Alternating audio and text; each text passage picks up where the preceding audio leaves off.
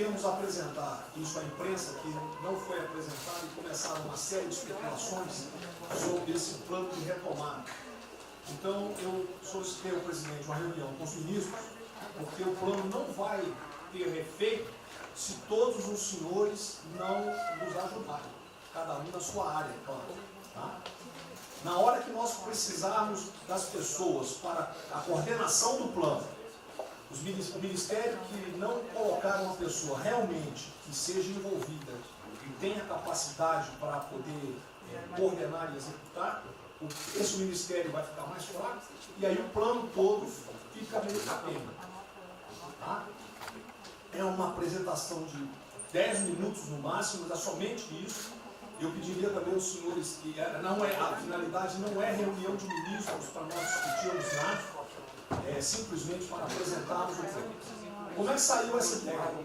Então, eu estava conversando com diversos ministros, entre eles Rogério Marinho, o Tarcísio, inclusive o nome do plano, eu roubei do plano do Tarcísio, né? Pedi autorização a ele e roubei.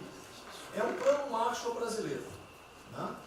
E eu comecei a observar que tinha plano do Ministério de Desenvolvimento Regional, que a economia tem plano, que a saúde tem plano, e não estava havendo uma coordenação, uma sinergia.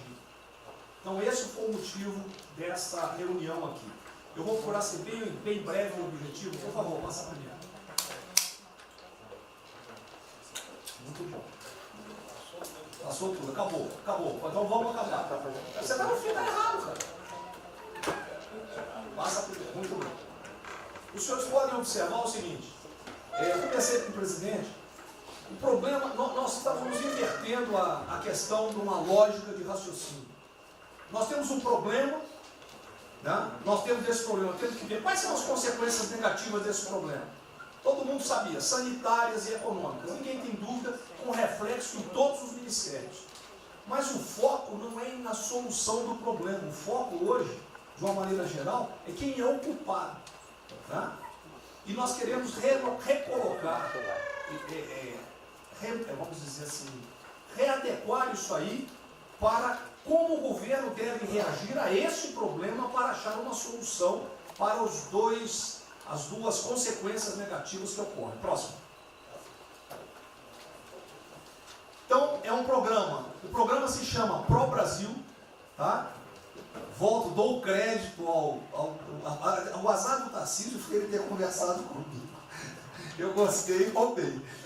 Né? Pro Brasil é um programa para integrar, aprimorar ações estratégicas. Os senhores vão ver que o foco, ele não é de governo, ele é de Estado. Eu estou tentando fazer uma projeção de 10 anos. Tá? Nós vamos ter que fazer isso. Para a retomada do crescimento socioeconômico em resposta aos impactos relacionados ao coronavírus. Tá? Pode passar. As dimensões do programa são essas aí. Tá? Ele pega um modelo de governança, ele busca melhoria da produtividade, investimentos estruturantes e ações estratégicas do setor público. Vai. O programa se divide em duas etapas, ou duas partes. O Pro Brasil, deixa eu ver aqui que eu não estou conseguindo enxergar. Ordem e o Pro Brasil Progresso. Tá? O Pro Brasil Ordem, que você não imprimiu para mim, que eu agradeço. Não, botou na página errada. Ele pega um arcabouço normativo, ele trata, essas são as medidas estruturantes dele. Vai ter que ter um arcabouço normativo, investimentos privados, segurança jurídica, jurídica e produtividade, melhoria no ambiente de negócios e mitigação dos impactos socioeconômicos. Na parte de investimento, ele foca em obras públicas, parcerias do setor privado. Esse programa também ele tem um foco na redução das desigualdades regionais. Tá? Tem um foco na redução das desigualdades regionais. O Cid está com o dedo errado aí. Só um segundo, por favor. Pode passar, por favor, Cid. Qual é a abrangência do programa? Os senhores podem observar que ele tem uma parte de infraestrutura, ele tem ações viabilizadoras e tem ações de apoio na lateral. Como é que é o nome mesmo? Facilitadoras. Então, observe, na infraestrutura, com foco particularmente nessas obras que estão paralisadas, esses investimentos que nós estamos perdendo, que estão paralisados. Ele pega infraestrutura de transporte e logística, desenvolvimento regional e cidades, pega energia, mineração, telecomunicações. No desenvolvimento produtivo, ele foca na indústria, agronegócio, serviços e turismo. Nas laterais, os senhores têm a parte de cidadania, capacitação, saúde, defesa, inteligência e segurança. Tem também cadeias digitais, indústria criativa e ciência. E nas viabilizadoras, que são transversais em toda a parte do programa, nós temos finanças e tributação, legislação e controle, meio ambiente e a parte institucional e internacional. Qual é por favor, o nosso time frame que nós estamos pensando aí? A estruturação do programa. Eu preciso que os senhores, nós vamos fazer uma reunião, como os senhores podem ver. É a primeira reunião do grupo de trabalho, tá? Com todos os ministérios envolvidos. Na sexta-feira agora, tá? Os senhores vão receber o horário. E aí nós teremos de maio a julho a estruturação do programa. De agosto a setembro, o detalhamento do projeto. A partir de outubro, implantação em larga escala, tendo um foco prioritário naquelas ações que têm uma resposta mais imediata. Porque o brasileiro é o seguinte, na hora que nós lançarmos o programa, eles vão começar a cobrar resultado. Tá? Então eu tenho que ter alguma resposta para o público. E a efetividade dos processos e monitoramento, na realidade não está no final, ele está durante todo o processo. Tá? Passa mais um, sim. Volta. Aí. O horizonte do programa, se os senhores observarem, nós estamos pensando no horizonte, né, até 2020, na verdade até 2030. Tá? Mas uma primeira fase dele, ele é faseado até o final desse primeiro governo, mas com um planejamento que prossiga nisso aí. Esse é o foco do que o trabalho que os grupos vão ter que apresentar. Ok? Pode passar a última, por favor.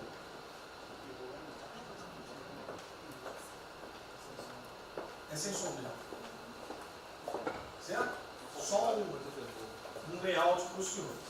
Então, na sexta-feira, eu solicitaria que os senhores, quando enviassem os representantes, esses representantes já viessem com uma noção dos programas ou do que os senhores pretendem dentro dos ministérios de vocês. Uma primeira ideia, e nós vamos partir disso para elaborar isso aí. O trabalho não será feito aqui é somente uma coordenação. Cada ministério vai fazer e nós vamos coordenar. Presidente Geraldo. Vamos dar a palavra para o Guedes, com todo respeito aos demais, acho que o ministro mais importante nessa missão. Eu queria fazer a primeira observação seguinte: não chame de plano macho que revela um despreparo enorme. Não, isso aqui foi só aqui agora. Quando se falou em plano macho, Pro Brasil é um nome espetacular. 10.000. Plano macho é um desastre. Revela despreparo nosso. Plano macho, por exemplo, os Estados Unidos podem fazer um plano macho para nos ajudar. A China deveria financiar um plano macho para ajudar todo mundo que foi atingido. Então, a primeira linha da equação, a gente tem que tomar muito cuidado, que é o plano Pro Brasil. Não se fala plano mágico, é um desastre, vai revelar a falta de compreensão das coisas. A segunda coisa é o seguinte: é super bem-vinda essa iniciativa para nos integrarmos todos. Agora, não vamos iludir. A retomada do crescimento vem pelos investimentos privados, pelo turismo, pela abertura da economia, pelas reformas. Nós já estávamos crescendo. Voltar numa agenda de 30 anos atrás, que é investimentos públicos financiados pelo governo, isso foi o que a Dilma fez 30 anos. Então está cheio de gente pensando nessa eleição agora e botando coisa na cabeça de todo mundo aqui dentro. São governadores querendo fazer a festa, são às vezes ministros querendo aparecer, tem de tudo. E todo mundo vem aqui, vamos crescer, agora tem que crescer, tem que ter resposta imediata, o governo vai gastar. O governo quebrou. O governo quebrou. Em todos os níveis. Prefeitura, governador e governo federal. O que nós conseguimos fazer? Nós sinalizamos o contrário. Nós desalavancamos o banco público, reduzimos o endividamento, baixamos os juros e o Brasil ia começar a voar. Então, se a gente lançar agora um plano, todo o discurso é conhecido, acabar com as desigualdades regionais, marinho, claro, está lá, são os detalhes dele. É bonito isso, por isso é que o Lula e a Dilma estão fazendo há 30 anos. Se a gente quiser acabar igual a Dilma, a gente segue esse caminho. Então, eu acho o discurso bom, mas nós temos que tomar cuidado e reequilibrar as coisas. Não pode o ministro, para querer ter um papel preponderante esse ano, destruir a candidatura do presidente, que vai ser reeleito se nós seguirmos o plano das reformas dos documentos originários. Então, eu tenho que dar esse recado, uma vontade de disposição, nós vamos ajudar tudo, mas nós não podemos nos iludir. O caminho desenvolvimentista foi seguido. O Brasil quebrou por isso. O Brasil estagnou. A economia foi corrompida, a política foi corrompida. A economia estagnou através do excesso de gastos públicos. Então, achar agora que você pode se levantar pelo suspensório, como é que o governo quebrado vai investir, vai fazer grandes investimentos públicos? Tarcísio sabe disso, conversamos sempre. Tarcísio sabe o seguinte, quanto é que você consegue, Tarcísio? Passar de 5 bi para quanto? Para 15, para 20, para 30? Multiplicou por 6. Quanto é que você consegue de investimento em concessões? 250. Tá certo? Então, ó, tem 100 bilhões vindo para saneamento. Tinha 100 bilhões que viriam, as 17 maiores petroleiras do mundo viriam para a nossa seção onerosa, 100 bilhões de seção onerosa, 100 bilhões de mineração, 100 bilhões de saneamento, 230 bilhões de concessões, 500 bilhões. Cadê o dinheiro do governo para fazer isso? Não tem. Então quem está sonhando é sonhador. A gente aceita. Politicamente a gente aceita. Vamos fazer todo um discurso da desigualdade, vamos gastar mais, precisamos eleger o presidente. Mas o presidente tem que pensar daqui a 3 anos. Não é daqui a 1 ano, não. Tem muita gente pensando na eleição desse ano. É só a observação que eu farei. Eu estou fora da eleição de 24. Só um minutinho. A ideia aqui, ninguém falou em investimento público por enquanto. Inclusive, nós falamos ali em investimento, falamos inclusive em investimentos privados. O que tem que acontecer é o seguinte, eu estou vendo um plano de tanta gente, nós temos que sentar aqui e aí a imprensa, a economia, vai exatamente o que pode, o que não pode. Fundamental a coordenação. Até para isso na imprensa que está saindo. Que saiu na imprensa assim, plano Marshall e economia está fora. Quer dizer, alguém foi para a imprensa e falou, vê um plano Marshall ali, a economia está fora. Quer dizer, enfraquecer o nosso discurso num momento desse é uma tolice, é um atentado contra nós mesmos.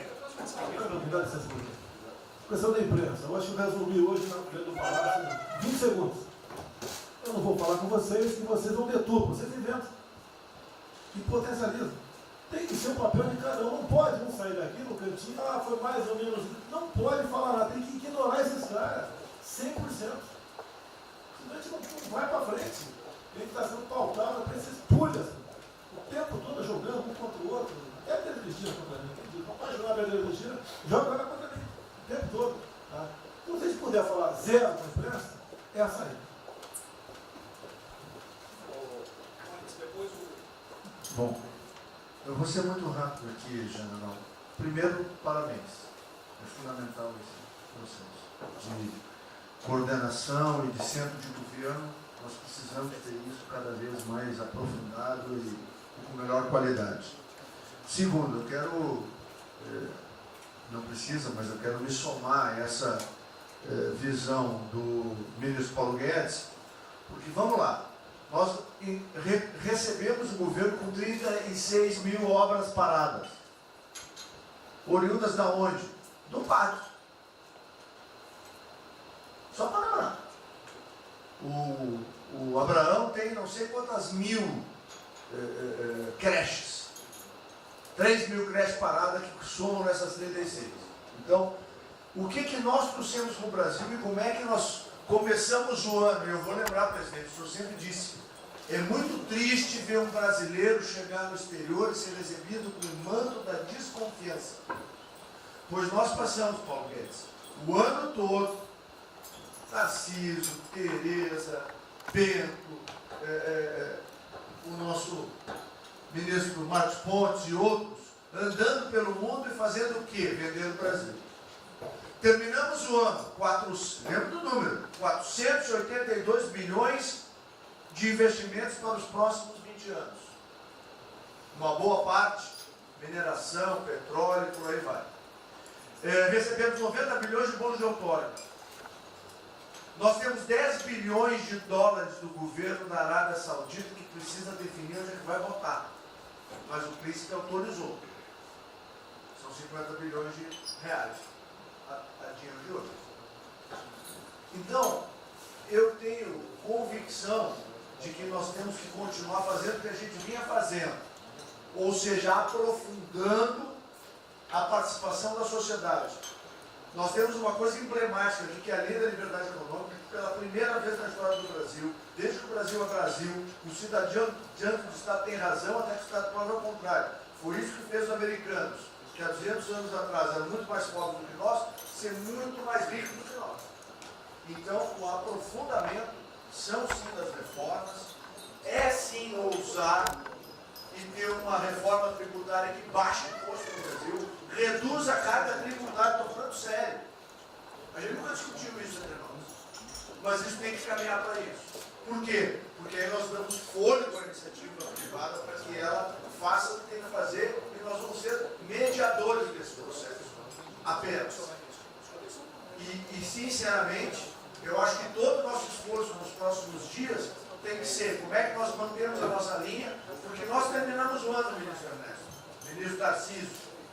O senhor foi recebido na Federação das Indústrias Alemãs com um slide que mostrava a 163 os caminhões atolados e a 163 pavimentado. E o presidente que coordenava aquele momento, eu estava lá lhe aguardando, voltando da Rússia, disse ao senhor, o que vocês brasileiros fizeram que nós não acreditávamos que vocês recuperaram a confiança e estão fazendo tantas transformações. Então, presidente, só para concluir, 100% nessa linha, mas que a gente não perca o foco original, porque por onde a gente estava caminhando, nós recuperamos a confiança externa e externa.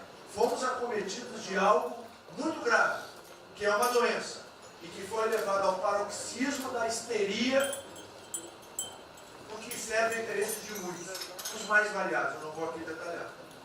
Mas, sinceramente, temos que rapidamente voltar ao que nós estamos fazendo, porque nós estamos no caminho certo, e a prova disso é que todo mundo voltou a olhar o Brasil como esse. Bom, eu vou partir do princípio que todos que estão aqui são bem intencionados e querem bem o Brasil. Tá? Então, nós temos a teoria da conspiração e que ninguém quer solapar os alicerces da República nem abalar a administração do presidente Bolsonaro. Eu quero lembrar a todos que não existem verdades absolutas. Por favor, vamos refletir. O que está acontecendo hoje no mundo não tem parâmetro nos últimos 100 anos. O que está acontecendo hoje no mundo vai permitir, de acordo com a FMI, que foi a previsão de uma semana atrás, de uma diminuição de quase 3% do PIB mundial, no caso do Brasil, de mais de 5%. Não tem paralelo. Em situações extraordinárias, remédios extraordinários de forma circunstancial. Isso não significa que nós tenhamos a necessidade de implantarmos uma política permanente. O ministro Braga Neto, na sua apresentação, ele estabelece, inclusive, um limite temporal e deixa claro que é uma política do Estado. O que eu peço é que nós tenhamos aqui as mentes abertas e que os dogmas, quaisquer que sejam eles, sejam colocados de lado nesse momento. Porque os governos do mundo, certamente, têm a capacidade de entender o que está se passando. Eu tenho visto governos extremamente liberais preparando programas de reconstrução, levando em consideração a necessidade de que o Estado Nacional passa a ter um papel diferente como tomador de risco nesse momento em que há uma queda abrupta da liquidez. O ministro Onyx fala com muita propriedade da Arábia Saudita nos 10 bilhões de dólares. É bom lembrar, está aqui o ministro Bento, que está se pagando para se retirar petróleo do mundo. Os países vão utilizar suas respectivas liquidez para resolver os seus problemas de infraestrutura e de retomada das suas economias. Nós temos que ter segurança jurídica, Sr. Presidente, respeito a contratos, Sr. Presidente, capacidade de alavancar recursos privados com a inversão de recursos públicos, sim. É bom lembrar que eu tenho ouvido falar, não sei se é verdade, depois vai colocar na ponta do lápis, que a gente pode chegar a 600 bilhões de reais esse ano de ajuda a empresas e a pessoas físicas. Recursos do governo federal, fruto de endividamento do governo, desse governo, que vai terminar o ano com um déficit 4, 5, 6 vezes maior do que estava precificado no início do ano. Caiu um meteoro sobre as nossas cabeças. Então, por favor, nós não podemos começar uma discussão com verdades absolutas e com dogmas estabelecidos ao longo de 100 anos, em função de uma catástrofe que se abateu sobre o mundo, que os governos de todo o mundo estão se debruçando sobre o assunto, entendendo que muda o papel do Estado. Senhor presidente, é bom lembrar que quando houve a unificação da Alemanha, eu acho que esse é um fato histórico irrefutável, o Estado alemão entendeu e fez um pacto de que haveria necessidade de investir em capital humano e infraestrutura na Alemanha Oriental para diminuir desigualdades regionais. E esse é um pacto do Brasil. Essa pode ser uma catástrofe que vai nos afundar, ou pode ser uma onda para a gente surfar, uma alavanca para recuperar o país. Todos os países do mundo estão submetidos ao mesmo processo. Vai depender da nossa capacidade de termos uma opção clara de que forma vamos sair desse problema. Se vamos gastar 600 bilhões de reais para resolver uma situação que é emergencial e todos reconhecemos que é necessária, e darmos segurança à população, no caso alimentar, para evitarmos o caos, para diminuirmos a mortandade das empresas, muito bem, está correto, essa é a boa direção. Por que não 5, 6, 7% desse total, 10% desse total, em obra de infraestrutura? Por que não termos a capacidade de alavancarmos o emprego no momento em que a retomada, todos os economistas aqui reconhecem, vai ser muito lenta? Bom, eu só estou falando isso, presidente, para que nós possamos ter essa discussão sem dogmas, sem verdades absolutas, sem a preocupação de que as coisas continuam como eram antes. Não são como eram antes. Aqui e no mundo inteiro. É isso. Tá.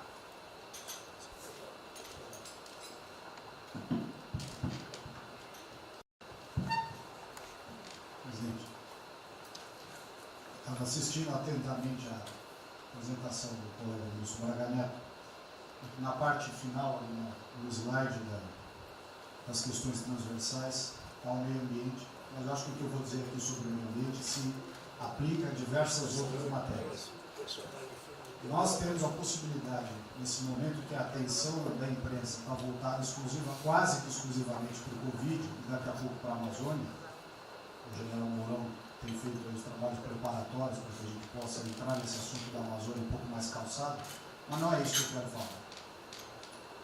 A oportunidade que nós temos, que a imprensa não está nos dando um pouco de alívio nos outros temas, é passar as reformas infralegais de desregulamentação, simplificação, todas as reformas que o mundo inteiro, nessas viagens que se referiu ao Mix, certamente cobrou dele, cobrou do Paulo, cobrou da Tereza, cobrou do Tarcísio, cobrou de todo mundo, da segurança jurídica, da previsibilidade, da simplificação. Essa grande parte dessa matéria ela se dá em portarias e normas dos ministérios que aqui estão, inclusive o de meio ambiente. E que são muito difíceis, e nesse aspecto acho que o meio ambiente é o mais difícil de passar qualquer mudança infralegal em termos de instrução normativa e portaria, porque tudo que a gente faz é pau no judiciário, no dia seguinte. Então, para isso precisa ter um esforço nosso aqui, enquanto estamos nesse momento de tranquilidade no aspecto de cobertura de imprensa, porque só fala de Covid, e ir passando a boiada, e mudando todo o regramento, e simplificando normas, de IFAM, de Ministério da Agricultura, de Ministério do Meio Ambiente, de Ministério disso, de Ministério daquilo. Agora é a hora de unir esforços para dar de baseada a simplificação regulatória que nós precisamos, em todos os aspectos. E deixar a AGU, o André não está aí, né? E deixar a AGU de stand-by para cada pau que tiver, porque vai ter. Essa semana mesmo nós assinamos uma medida, a pedido do Ministério da Agricultura, que foi a simplificação da lei da Mata Atlântica para usar o Código Florestal. Hoje já está nos jornais dizendo que vão entrar com ações judiciais e ação civil pública no Brasil inteiro contra a medida. Então, para isso, nós temos que estar com a artilharia da AGU preparada para cada linha que a gente avança. Mas tem uma lista enorme em todos os ministérios que têm papel regulatório aqui para simplificar. Não precisamos de Congresso. E coisa que precisa de Congresso também, nesse fuzuê que está aí, nós não vamos conseguir aprovar. Agora tem um monte de coisa que é só parecer, caneta. Parecer, caneta. Sem parecer também não tem caneta. E dar canetada sem parecer é cana. Então, isso aí vale muito a pena. A gente tem um espaço enorme para fazer. Enfim, acho que essa é uma questão importante que estava aí nos slides, Você vê que a jurídica também está embaixo. Isso, exatamente. Só os senhores entenderem o seguinte, isso aqui é coordenação dos planos que eu sei que todos estão fazendo. Tá? É coordenação. O que vai ser possível executar ou não, vamos entrar naquelas nas limitações que nós temos, e o que tiver conflito será levado à decisão do presidente. Agora nós temos que andar com isso rápido, porque a queda do desemprego, o país está sem esperança, nós temos que fazer isso andar. O pessoal da iniciativa privada está nos procurando, a gente tem que dar um rumo nisso aí. Bom, a ideia é essa. Me ligou agora de manhã o Eduardo Gouveia Vieira, da Firjan. Ele quer fazer uma videoconferência onde mais de 300 empresários do Rio, um pouquinho abaixo do potencial de São Paulo, para hipotecar solidariedade. A ideia que nós temos de reabrir o comércio. A desgraça que vem pela frente, eu acho que o Paulo Guedes está até legal, Paulo. Eu não sou economista não. Vai ser uma porrada muito longa, você pode imaginar. Não são apenas os informais. Eu acho que bateu a 10 milhões de carteiras assinadas por saco. E os governos estaduais não têm como pagar salário. Não tem. Em maio, metade do estado não tem mais como pagar salário mais. A desgraça está aí. Eles vão querer empurrar essa trozoba para cima da gente. Esse pessoal aqui do lado vai querer empurrar. E a gente vai reagir, porque aqui não é saco sem fundo. Tá? Então essa preocupação vamos ter. Paralelamente a isso, é o AB da vida, enchendo o saco do Supremo, para abrir processo de impeachment, porque não apresentei meu exame de vírus, essa frescurada toda. E todo mundo tem que estar ligado. Não é apenas cuidar do seu ministério nessas questões que estamos tratando aqui, é tratar da questão política também. Tá certo? Então essa preocupação temos que ter, porque a luta pelo poder continua a todo vapor. E sem neurose da minha parte. Tá? O campo fértil para aparecer umas porcaria aí, né? Levantando aquela bandeira do povo ao meu lado, não custa nada. O terreno fértil é isso: desemprego, caos, miséria, desordem social e outras coisas mais. Então essa preocupação todos devem ter. Né? Não é, tá bom, o Ministério fatura, deu merda no colo do presidente. Não pode ser assim. Hoje eu vi o Magno Malta me defendendo. O Magno Malta, desculpa aí, foi tratado lá atrás para ser vice. Depois ele resolveu não ser, tudo bem. Depois foi tratado para ser ministro, tudo bem. Agora, politicamente, ele nunca me deu uma alfinetada e sempre está defendendo os problemas que ele tem. Então, não é o ministro ir de peito aberto enfrentar, entrar no covil dos leões. Mas não pode. Né? Por exemplo, quando se fala em possível impeachment, ação no Supremo, baseado em filigranas, eu vou em qualquer lugar no território nacional. Ponto final. O dia que for proibido de ir para qualquer lugar do Brasil, pelo Supremo acabou o mandato. E espero que eles não decidam, ou ele, né, monocraticamente, querer tomar certas medidas, que daí nós vamos ter uma crise política de verdade. E eu não vou meter o rabo no meio das pernas. Zero. Certo? Porque se eu errar, se achar um dia ligação minha com o empreiteiro, dinheiro na conta na Suíça, porrada, sem problema nenhum. Vai para o impeachment e vai embora. Agora, com frescura, com babaquice, não. Até em cima do que eu falei, em frente ao Forte Apache. Eu sou o chefe supremo das Forças Armadas. Por sinal, o pessoal estava lá, eu fui lá, dia do Exército. E falei algo que eu acho que não tem nada demais. Mas a repercussão é enorme. Oh, o AI-5, cadê o AI-5? Acabou, o AI-5 não existe adicional no Brasil mais. É uma besteira. Artigo 142, é o pessoal que não sabe interpretar a função. Agora, em cima disso, fazer uma onda, vamos ouvir deputados, empresários, seja o que for. Agora, quando a Câmara fala lá dentro, uma homenagem a Che Guevara, a Mao Tse Tung e tudo mais, não tem problema nenhum. Quando o Partido Comunista do Brasil faz suas convenções e do lado lá, Fidel Castro, então não tem problema nenhum. Quando um coitado levanta uma placa de AI-5, eu estou me lixando para aquilo, não existe AI-5. Não existe. Artigo 42. Nós queremos cumprir o artigo 42, todo mundo quer cumprir o artigo 42. É haver necessidade, qualquer dos poderes pode, né, pedir às Forças Armadas, que intervenham para restabelecer a ordem no Brasil, naquele local, sem problema nenhum. Agora, todos, né, têm que se preocupar com a questão política e aquele direito tira a cabeça da toca, porra. Não é só ficar dentro da toca o tempo todo, não. Estou bem, estou cuidando da minha imagem, a minha imagem está aqui, eu sou bonitinho, e o requisito todo, não, tem que fazer essa parte. Então é isso que eu tento falar com você, que depois de um certo momento, onde chegar a cabeça dessas pessoas, fica difícil voltar atrás. Daí que é uma crise, Não tenho amor por esse mandato, para a cadeira de presidente. Zero. Não vou provocar ninguém. E assim como a defesa faz uma nota muito boa, dizendo que vai cumprir a Constituição, a liberdade, 10, né, e não aceita golpe, 10, também não aceita o contra-golpe dos caras, porra. Vai deixar alguns malucos aí, que eles sabem quem são, ficar aí naquela fervura de o presidente é irresponsável, ele é maluco, ele é genocida. Não é assim. O que vale para um lado, vale para o outro. O que não vale para um lado, não vale para o outro. Essa é a nossa preocupação que devemos ter. Com isso que está aqui, o próprio Brasil, mas também com a questão política. Se nós começarmos a falar com propriedade, e tem muita gente que fala muito melhor do que eu, e tem um conhecimento muito melhor do que eu, tem que falar discretamente, mas tem que falar, para não deixar subir a temperatura, que é só porrada o tempo todo em cima de mim. E vou continuar indo em qualquer lugar do Brasil, ponto final, é problema meu. Tá certo? Se eu não tivesse direitinho de vir, prefeitinho lá no fim do mundo, o jaguapoca do prefeito, manda prender. Tem que a justiça se posicionar sobre isso, porra. Tem que se posicionar sobre isso abertamente. Não admitimos prisão por parte do prefeito e o decreto. Tem que falar, não é ficar quieto. E quem direito aqui, todos têm que falar isso aí, não é só a justiça. Todos têm que falar. Não é ficar, toca o barco não e vamos em frente. Tá? Então é isso que eu apelo a vocês, pô. Essa preocupação, acordem para a política e se exponham. Afinal de contas, o governo não só. E se eu cair, cai todo mundo. Agora, se vai cair um dia, vamos cair lutando, uma maneira justa, não para uma babaquice de exame antivírus, pô. Pelo amor de Deus, pô.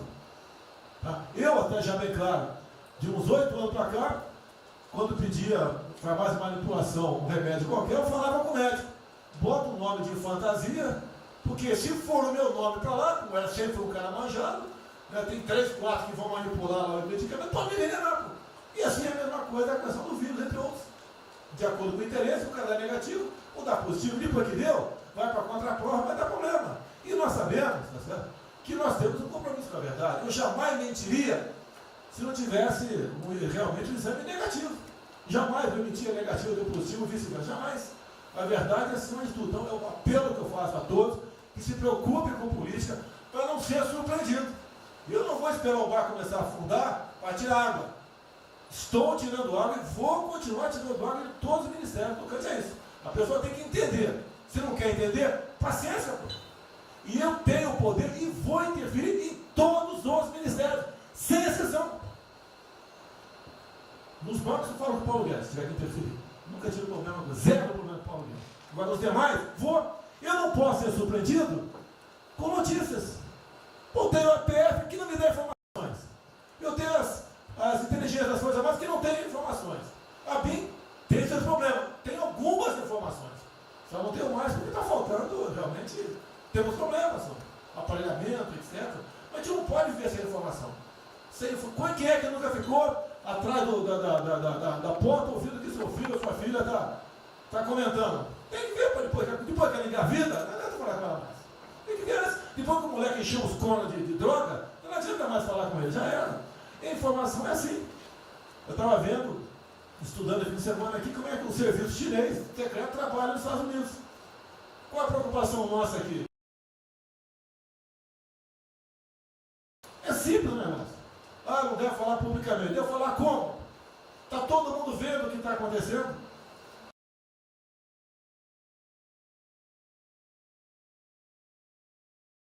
Tudo bem.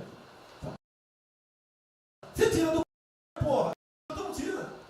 É uma realidade. Não adianta esconder mais, tapar o sol com a peneira. Vai em alguns ministérios, tem gente desespantada aqui dentro. Então não quer pregar. Zero. Precisamos dele para vender? Sim, isso precisa também de nós. Que se não precisasse, não estaria comprando a soja da gente, não. Precisam. E é um negócio, pô. E devemos aliar com quem tem alguma afinidade conosco. Para a gente poder fazer valer a nossa vontade naquele momento. Não adianta se esconder aqui, depois tem um problema, daí liga para o tio, fala, pô, cara, você me ignorou até hoje. Você só não me chamou de imperialista, igual a esquerdalha, igual a FHC falava no passado. No resto, agora não dá mais. Então essa é a preocupação que temos que ter. A questão estratégica, que não estamos tendo. E me desculpe, o serviço de informações nosso, todos, são uma vergonha, que eu não sou informado. E não dá para trabalhar assim, fica difícil. Por isso, vou interferir. E ponto final, pô. Não é ameaça, não é extrapolação da minha parte, é uma verdade. Como eu falei, né? Deus ministério para os senhores. O poder de veto. Mudou agora, tem que mudar. E eu quero realmente governar o Brasil. Nós precisamos de todos aqui, como disse o Marinho, né? Aqui é o mesmo barco. Se alguém cavar o cavalo no porão aqui, vai todo mundo para o saco aqui, vai todo mundo morrer afogado. Então é isso que a gente precisa. É pensar além do que tem que fazer internamente aqui. Quando eu explodi em metro, conversei com o Paulo Guedes. Desculpa a linguagem, é uma putaria em metro. Trocar tacógrafo, trocar taxímetro, botar chip na bomba de combustível, putaria, igualzinho tomar 3 pinos. Está muito bem agora, mas precipiou porrada. Botou um coronel. O coronel foi pelo hino. Eu ia botar um coronel, você vai ter uma formação. Tá?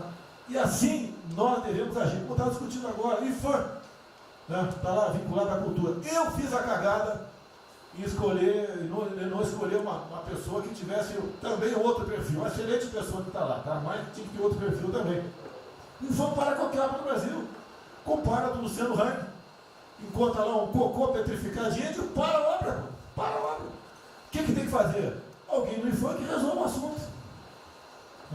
E assim nós temos que proceder. E assim, cada hora, como eu falei da Tereza Cristina, que mudou a questão normativa, revocou a questão normativa, ajudou 400 mil pessoas no Vale do Ribeira, parabéns. Assim são outras decisões. A questão de armamento, tá? As questões de... por quê? Espera aí. Ministro da Justiça, por favor. Foi decidido há pouco tempo que não podia botar algema em quase ninguém. Por que estão botando algema em cidadão que está trabalhando, ou mulher que está em praça pública, e a justiça não fala nada? Tem que falar, pô! Vai ficar quieto até quando? Ou eu tenho que continuar me expondo? Tem que falar, botar para fora, esculachar. Não pode botar algema. Decisão do próprio Supremo. E vão ficar quietos até quando? Estão humilhando o nosso povo, porque isso está crescendo. O pessoal fica apontando para mim, votei em você para você fazer alguma coisa. Votei em você para você tomar decisões, para você brigar. E é verdade. Eu estou me lixando com a reeleição. Eu quero mais que alguém seja eleito, se eu vier candidato, tá? Eu quero ter paz no Brasil, mais nada. Porque se for na esquerda, uma porrada de vocês aqui tem que sair do Brasil, que vão ser presos. E eu tenho certeza que vão me condenar por homofobia, 8 anos por homofobia. Ele inventa o racismo, como inventaram agora por Von Traub, desculpa usar a palavra, puta que eu pariu. O Von Trapp pode falar uma merda do mundo, mas racista.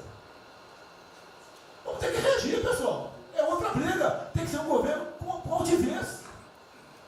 Se expor, mostrar que nós temos o povo do nosso lado. Que nós somos submissos ao povo. Nós queremos realmente, é como disse, se não me engano, Margaret Thatcher, né? Ou Reagan, não sei, para ter conduzido pela povo brasileiro, ponto final. Onde o povo está, vamos estar juntos. Eu não convidei ninguém para ir para frente do Forte Apache. Ninguém, zero. Estava na casa do meu filho, fiquei sabendo, vou para lá. A empresa está falando agora que não sei, 2 ministros militares aí não aceitaram meu convite. O dia que ou eu convido o ministro para o churrasquinho em casa, eu pago a missão. Eu vou pagar a missão. A missão foi absurda, o ministro falou, tchau, estou fora. Tá certo? Ou vai e fica puto, mas vai, pô. E jamais eu vou pagar uma missão escrota para quem quer que seja. Nem no quartel fazer isso com o recruta, nem no quartel. Tá certo? Quem tirar o nosso convívio aqui, que é muito bom, partir para essa linha. Não estamos em desespero, nós estamos bem. Não somos acusados de desvio, de corrupção, nada, está zero. Temos problema pela frente. Vamos tentar solucionar. Eu tenho conversado com vários ministros. E vamos solucionar. Porque o destino do Brasil está na mão desse grupo privilegiado que está aqui. E eu não seria nada sem vocês. Vocês não seriam ministros sem eu. Duvido. Dificilmente eu tenha sido ministro se tivesse Haddad aqui. Eu duvido. Podia aceitar por alguns dias, né? Depois ver a sacanagem que ia ser. Não ia ser diferente do que foi os 2 anos anteriores do PT. Né? Ia pedir para sair. Então, um apelo para vocês. Todo mundo se preocupa com o futuro do Brasil, com a questão política. Criticar um ato de uma pessoa ou outra não é criticar o Congresso ou de criticar o Supremo Tribunal Federal. Quem não ficou revoltado, o Moro ficou revoltado com a liberdade desse pessoal. Por causa de vírus, botou esse estuprador para fora. Imagine ter estuprado uma filha nossa, um filho da puta desse posto de liberdade. Nós temos que colocar no lugar dessas pessoas, desse pai que tinha sido estuprado, aí o vagabundo foi posto na rua. Com a decisão, foda-se quem seja, tem que jogar pesado em cima disso.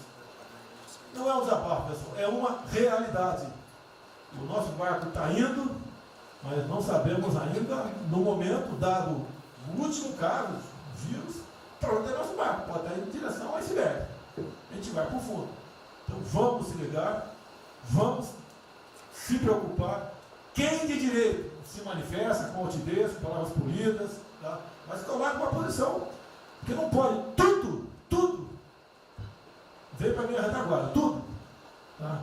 E vocês têm que apanhar junto comigo. Logicamente, quando tiver motivo para apanhar. Ou motivo para bater.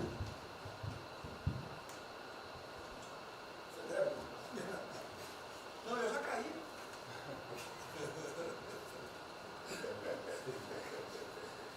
Ministro Moro, por favor. A sequência aqui é o seguinte: ministro Moro, Montezano, o Nelson e o Paulo Guedes. Aí eu pediria só aos senhores que fossem breves. Você também?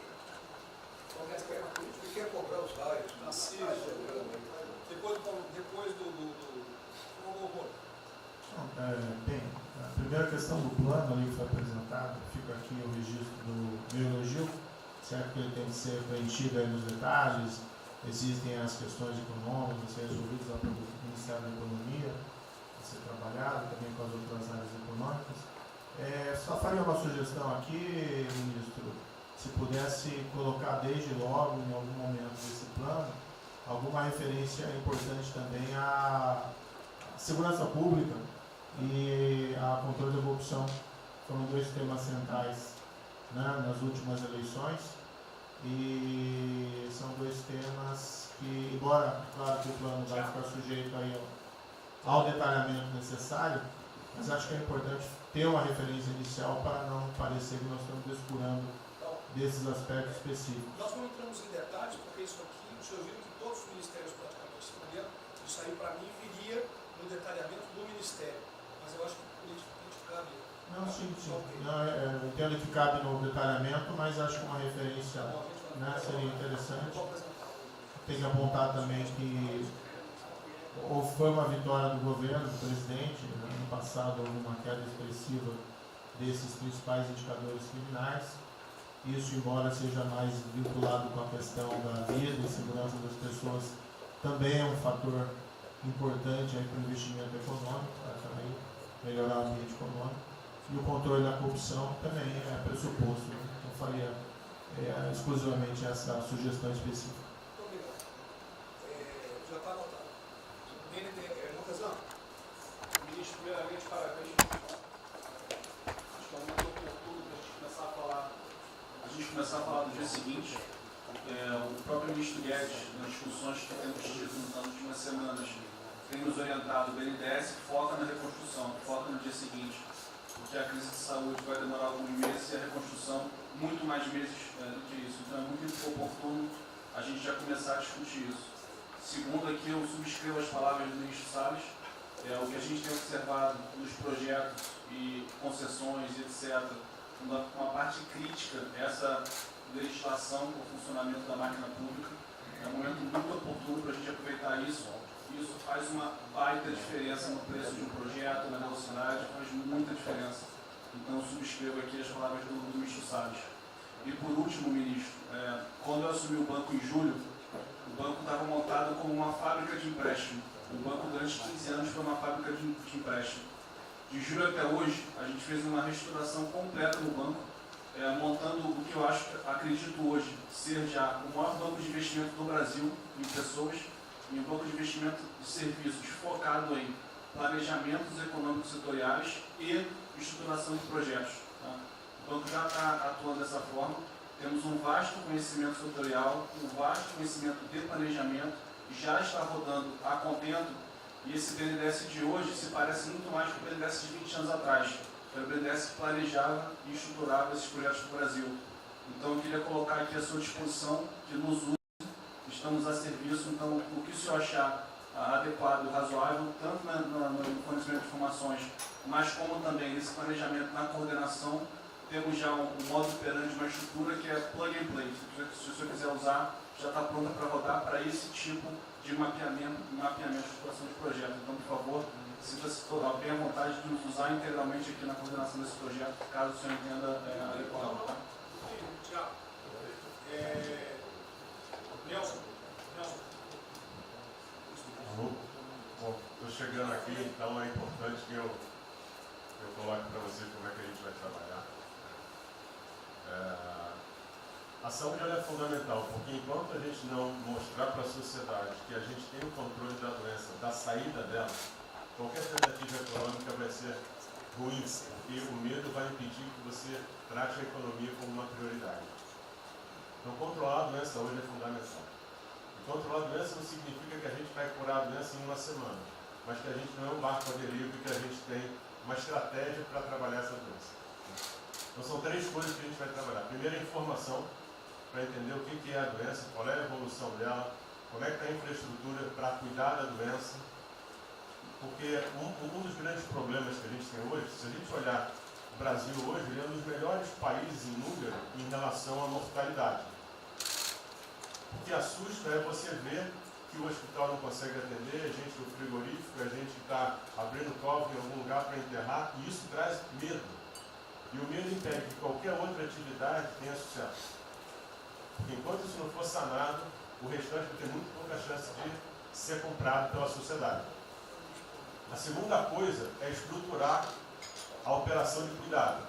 Então a gente vai investir em logística, vai investir na parte de compra e tentar melhorar o processo. Por quê? Porque se eu tiver os hospitais funcionando, eu vou ter os pacientes tratados, eu não tenho a sensação da crise, o medo melhora e o restante pode entrar.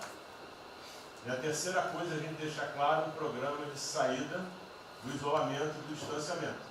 Não é que vai sair amanhã, mas a gente tem que ter um planejamento. Porque aí a gente realmente mostra que a situação está na nossa mão. Pode ser que demore um pouco, mas a gente está controlando esse processo, que a gente não está sendo um barco à deriva. Então, basicamente, eu queria falar para vocês, essa é a forma como a gente vai tratar, e a gente vai estar interagindo com todos os ministérios que forem necessários, para que isso aconteça da forma mais rápida possível. Basicamente é isso, é um prazer estar aqui com vocês. Ontem eu liguei para o diretor-geral da Polícia Rodoviária Federal. Chegou ao meu conhecimento uma nota que era dele sobre o passamento de um patrulheiro. E ele enfatizou que era por 2019. Eu liguei para ele, por favor.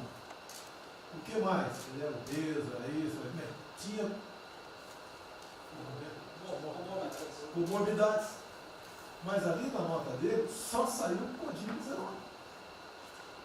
Então, olha, aquele direito do respectivo ministério pode botar Covid-19, mas bota também, fibrose, um montão de coisa. Não pensa nesse negócio, tem um montão de coisa lá. Para exatamente não levar um medo à população. A gente olha, morreu um sargento do exército, por exemplo. A princípio é um cara que está bem de saúde, né? Um policial federal, né? Seja lá o que for. E isso daí não pode acontecer. Então, a gente pede esse cuidado dos colegas, né? Acredito no respectivo ministério, que tem alguém encarregado disso, né? Tomar esse devido cuidado para não levar mais medo ainda para a população. Você perguntou, aí perguntou quanto tempo levaria para mostrar o plano, alguma coisa. Eu acredito que. Não, nós já conversamos hoje. Não, nós já conversamos hoje sobre isso. O COP está montando junto com a saúde. Tá? Eu não posso dizer. A gente está trazendo recurso para poder acelerar esse processo, porque na verdade a gente está correndo muito tempo. Enquanto a gente não conseguir controlar a percepção que a gente hoje tem condição de cuidar das pessoas, vai ser difícil. E o problema da doença é que você pega um sistema que, se você falar em eficiência, os hospitais têm que ser eficientes. Então, quando você fala em eficiência, você vai quase no limite do cuidado. Você não tem sobra, você não tem gordura. Quando você pega uma doença que chega, que é muita gente ao mesmo tempo, você não consegue ter agilidade para preparar o sistema para cuidar dela. E a gente tem um problema adicional que a gente tem que tomar cuidado, que é o seguinte: quando você tem os hospitais com você tem muita gente falando de Covid, os hospitais estão diminuindo muito o atendimento, o que significa que eles vão ter problema financeiro. Se isso prorroga, esses hospitais vão ter cada vez mais dificuldade, você vai poder ter um hospital mais sucateado, um hospital fechado. O que está acontecendo hoje? Vamos botar em números hoje. A gente tem 4 milhões de pessoas hoje com a Covid. O Brasil hoje tem 212 milhões de pessoas. Tem 208 milhões que não estão tendo a atenção necessária. Você tem câncer, cardiovascular, isso tudo está represado, a demanda é reprimida. Quando você controlar a Covid, o não Covid vai chegar com tudo. Você pode pegar uma estrutura sucateada. Aí você só vai transferir o problema de medo, que vai ser o medo da Covid para o medo da não Covid. Então a gente tem que estar preparado para isso tudo. Então não é só trabalhar o curtíssimo prazo, a gente tem que preparar para essa segunda fase que vai chegar também. Isso tudo a gente está fazendo, só para vocês saberem que a gente está pensando nisso tudo, só para vocês saberem que está tudo trabalhando. Como o ministro Tarcísio, eu pediria aos senhores que fossem bem breves. Não, já não temos tempo.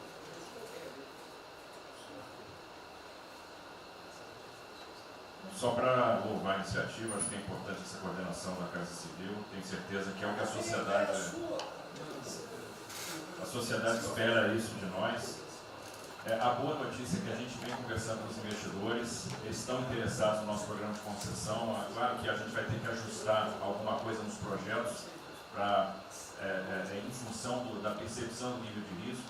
E a gente vai fazer isso calibrando taxa de retorno, monitorando melhor agora a questão da demanda, reestimando a demanda nos projetos, mas a gente tem certeza que os projetos vão sair. Qual o cuidado que a gente tem que ter? A gente fala em 250 bi de investimento, só que concessão funciona o seguinte: o que a gente contratar agora vai gerar investimento em 2023, 2024, não é imediato. E a gente vai precisar de fazer alguma coisa imediata, e aí tem que ter a inteligência, porque também não adianta. Isso, me dá lá 30 bi por ano, não vou gastar, eu não vou usar. Eu não vou ter condição de fazer, de usar isso. Porque nos períodos altos lá que a gente executou mais, a gente consegue ali ter uma capacidade operacional de executar 13, 14 milhões máquinas. E a gente já tem 8 de orçamento. Então, no final das contas, a gente fazendo as contas e vendo o que nós já temos de projeto pronto, o que é necessário, que agrega valor imediato. É um princípio Maranhão lá, que leva a safra para o Porto de Itaqui, que se acabou. Ali eu posso fazer uma intervenção imediata. E no que a gente vai falar? Estou falando de pegar os 8 que a gente tem e agregar mais 3, mais 4. É essa a conta. Eu acho que isso é realmente necessário para gerar emprego, para dar a resposta que a sociedade está querendo e conjugando isso com investimento privado. As duas coisas têm que andar juntas, E aí nós vamos dar um bom retorno. A gente está vendo aí o esforço que o BNDES está fazendo, a gente está fazendo um trabalho magnífico, trazendo o banco, trazendo o privado, o sindicato de bancos, para assumir uma responsabilidade que é deles também. O Banco Central injetou um monte de liquidez aí no sistema, para o dinheiro não ficar empossado, e aí preservando o caixa para atuar, né, nesses projetos de infraestrutura que vai ser fundamental. Então, eu acho que é essa a linha que nós precisamos ter, né? E tivemos aí dois caras aí na história recente que pegaram terra arrasada e entraram para a história. Um foi o Roosevelt, o outro foi o Churchill. O terceiro vai ser o Bolsonaro.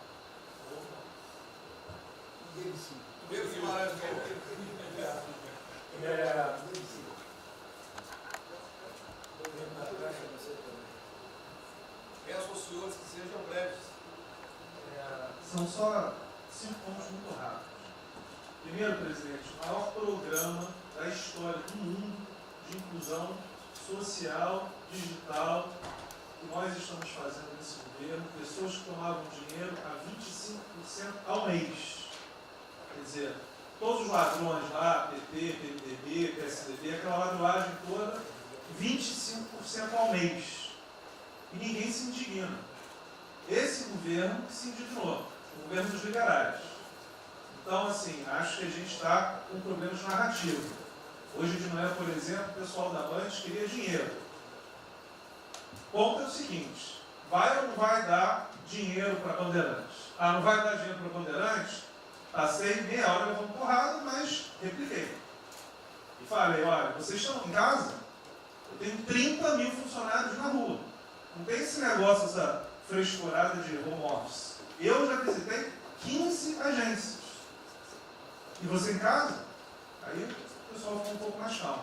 Quer dizer, eu posso ter 30 mil brasileiros nas agências lá. Sabe quantas pessoas a Caixa está pagando hoje? 7 milhões de pessoas. E todo mundo home office. Que porcaria é essa? Desculpa o meu ponto, presidente. Quando o senhor falou, eu vou me emocionar. O Luiz Lima, que nadou com meu pai, foi atleta olímpico, teve a esposa e a filha de 14 anos presa ontem, no Camburão. Que porra é essa? Desculpa. Que porra é essa? O cara vai pro Camburão com a filha, que se fosse eu, ia pegar minhas 15 armas e ia dar uma... Eu ia morrer. Porque se a minha filha fosse pro Camburão, eu ia matar ou morrer. Que isso? Estava nadando, é uma atleta olímpica. Você tira a pessoa está nadando com 14 anos. Eu tenho uma filha Maria de 14 anos. Se a minha filha fosse pro Camburão, ou eu matava ou morria. Isso. E a esposa do Luiz Lima nem usou o fato de ser esposa do deputado federal. Mas assim, foi calado, saiu é calado. aquele governador roubando para direito. Está tudo quanto é lado. Então o governador rouba, aí ele sai prendendo todo mundo e fica tudo isso por isso mesmo. Aí a gente faz o maior programa da história da humanidade de inclusão de pessoas que recebiam 25% ao mês cobrado. PSDB, PT, PMDB, aquele grupo todo. Na hora de privatizar, todo mundo, com 200 milhões, 300 milhões, tem vice-presidente da Caixa que eu expulsei, dos 120, 105 eu tirei.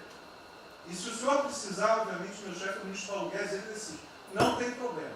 Inclusive, porque o que acontece? Se roubar, eu vou ligar para o ministro Moro para prender. Agora, se precisar de um diretoria, não sei o quê, desde que sejam honestos, o ministro Paulo Guedes é que decide, etc. Mas dos 120, eu tirei 105. E na Caixa não tem desonestidade, até onde eu saiba. Mas, assim, eu acho que a gente está levando muita porrada, presidente. E, de novo, não estou dizendo de ninguém daqui não, só leva porrada. Agora, tem limite. Desculpa, todo lugar que eu vou, as pessoas normalmente são educadas. Mas a paciência chega no limite, obviamente não dessa maneira, eu acho que tem um ponto. Nós estamos emprestando 154 bilhões de reais, mas só um ponto que eu acho importante. Tarcísio é super meu amigo e ele é muito esperto. Qual que é o grande ponto que a gente tem que evitar? O cara está quebrado. Já estava quebrado antes e quer a nossa molezinha. Então, assim, claramente tem que ajudar, eu concordo. Tanto que nós emprestamos 43 bilhões de reais para o segmento imobiliário. 1,5 milhão de pessoas deixaram de ser demitidas. Agora não é para todo mundo, não. Aquela empresa que já estava quebrada antes, por que a gente vai dar molezinha? Então, este ajuste fino é importante, os bancos têm que fazer. Por quê? O último ponto que eu falo. Já estou sendo processado também, vou mais de 2 juntos para a cadeia, por causa do auxílio emergencial. Sabe o que tem? Tem gente do TCU dizendo que a gente está ganhando muito, e tem gente dizendo que a gente está ganhando pouco. Ferrou. Ou seja, tem gente querendo me prender porque está dizendo que a gente está ganhando muito. E tem gente querendo me prender que são aqueles caras lá que estavam antes, tampou.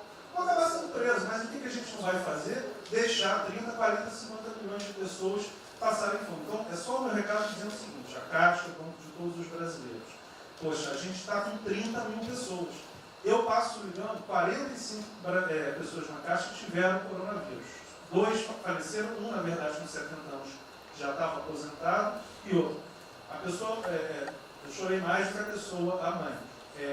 Uma pessoa em 30 mil que estão o dia inteiro. E eu já falei para minha esposa, se tiver qualquer coisa, eu vou tomar 1 litro de hidrocloroquina, aquelas coisas todas. Então, assim, eu acho que a gente está, só o último ponto, numa questão de histeria coletiva. Quer dizer, eu posso ter 30 mil funcionários da Caixa pagando 7 milhões hoje, 2 milhões na segunda, ontem a gente abriu 800 agências, vamos abrir no sábado, no domingo, 2 horas antes. Então, o que a imprensa quer? Que você pague e dane-se os funcionários da Caixa. Mas se morrer 2, Jornal Nacional, presidente Bolsonaro e presidente Pedro, irresponsáveis porque abriram. A gente só vai levar porrada. Agora, realmente, meu ponto é inaceitável, foi a primeira vez que aconteceu. Eu conheço a Milena, Lene, Romine, atleta olímpico. Quer dizer, um atleta olímpico, a esposa atleta olímpica, a filha de 14 anos num camburão.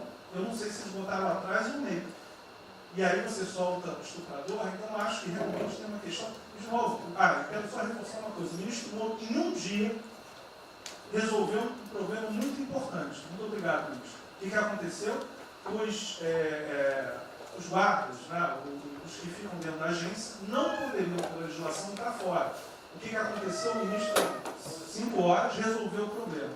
Então, nos próximos 90 dias, os atendentes da Caixa Econômica Federal, os guardas, vão poder ir para fora para ajudar a fila.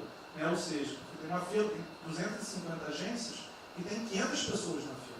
E aí, com a ajuda do ministro Moro da Polícia Federal, eles emitiram uma portaria. Então, só para finalizar, quero agradecer, ministro. É um registro aí, até foi fácil de resolver, foi a Polícia Federal que resolveu. Ministro Ernesto, por favor. Volta a pedir que sejam breves. Obrigado. Rapidamente, sobre o plano. A dimensão internacional do plano, evidentemente, é fundamental, já está aqui contemplado.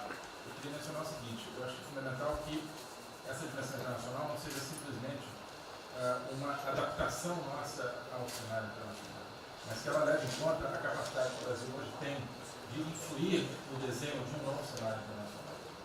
Eu estou cada vez mais convencido que o Brasil tem hoje as condições, tem a oportunidade de se sentar na mesa de 4, 5, 6 países que vão definir a nova ordem mundial.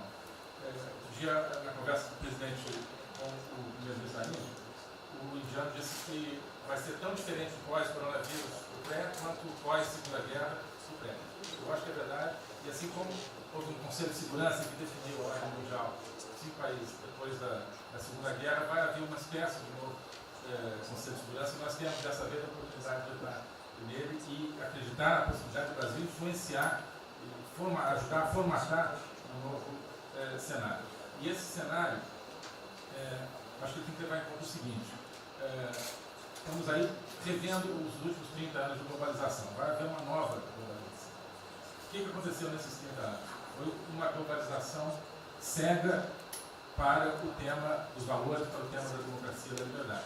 Foi uma globalização que a gente está vendo agora, criou um modelo onde no centro da economia internacional está um país que não é democrático, que não respeita os direitos humanos, etc. Essa nova globalização acho que não pode ser cega. Tem que ser uma globalização, tem que ser uma estrutura que leve em conta, claro, a dimensão econômica, mas também essa dimensão da liberdade e do valor.